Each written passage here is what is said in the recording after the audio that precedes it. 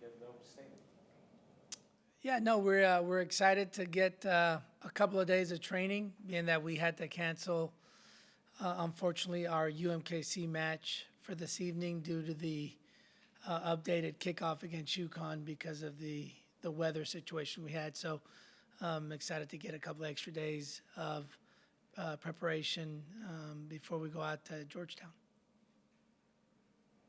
Did you watch the film of UConn? Of course. What stood out to you between like obviously it seemed like there was a disparity between what happened Friday night versus what happened after play resumed. What stood out to you? Well, on a positive note, it definitely looked a lot better than I had anticipated before I watched the film. I think I told you guys post-match that it was probably the first match where I didn't feel we were in complete control of the match. And having watched the video now, I was incorrect. I still thought we had control of the match, although UConn did a very good job to make it difficult for us. They were a very physical side, and they were very dangerous on the counterattack. But having said that, still a match that we were in control of.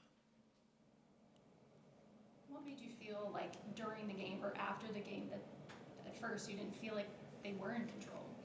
You know, I think it was their physicality. I think some of the duels, the physical duels, we were on the losing side of. I think also, even though I advised the guys to make sure that they come out and make their own energy on the second day of the match, I think I kind of got the same thing. I wasn't as fired up as I was on Saturday, I think, and that was not by design. I think it was because there was such a buzz on Saturday night when the match was supposed to take place before the weather delay. So I think I myself was viewing the game in a different light. Although it was great to get an atmosphere and the fans on Sunday, it just wasn't to the magnitude that it was on Saturday. So, yeah, I think I was maybe just grumpy. How do you feel about Georgetown? That's obviously, they've kind of set the standard in the Big East the last few years. They have a national championship and everything like that. How are you and the guys approaching this opportunity here on the road? They're one of the best in the country, right? And many people will tell you that they're on the downside a little bit because they're off to a slow start, but they've played some very good teams. They're a very good side, even though they lost quite a few players last year to the pros. Hey, Coach Weese has done this for a long time. Like you said, they've won a national championship. So I know we're going into a heavy challenge, but I'm excited to watch two of the best teams in the country go against each other. Asked you a little bit about Owen on Sunday, but I'm just kind of curious as you've processed his body of work so far this year, do you feel like he's starting to play the best soccer of his career in his time here at Creighton?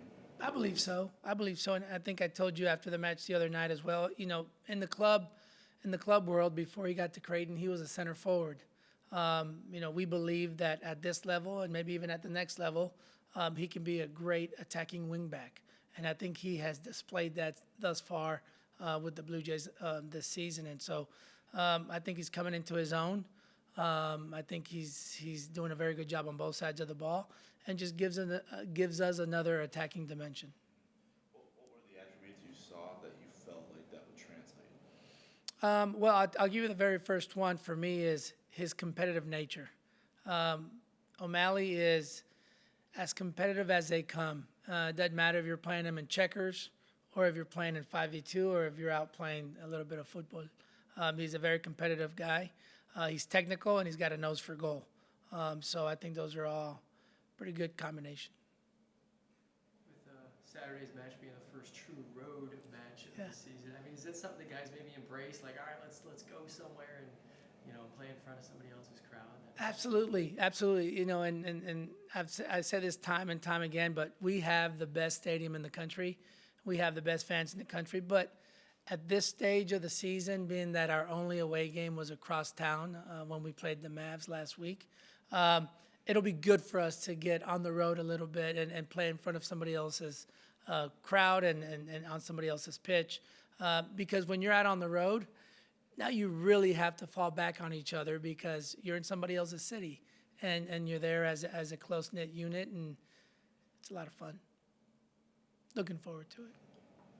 When you process the last few weeks from an offensive standpoint, you said you want to be less predictable or as hard to predict as possible. As you go into Big East play now with, I think, you have a handful of guys with 5 goals, a handful more with 2 or 3 assists. Like, how do you feel that's coming along in terms of, Big East teams having to worry about multiple guys in the scouting report now instead of having to focus on just marking one? I think it's good. I think we're well balanced at the moment. I think the more weapons you have, the more dangerous you can be. And I thought after preseason and maybe the first part of the first week, it seemed that we were an attacking team with Dominic Briggs. But I think since then we've shared the ball a little more, and like you said, we got multiple guys on 5 goals and multiple guys on multiple assists. So I think we're developing nicely to a pretty cohesive attack. What's key when you're facing a team like Georgetown? It's key that you move the ball quickly because they are very committed to defending, although they're very dangerous on the attack, and we make sure we take advantage of our chances. Any further questions for John? Great seeing you guys. Thanks for coming out.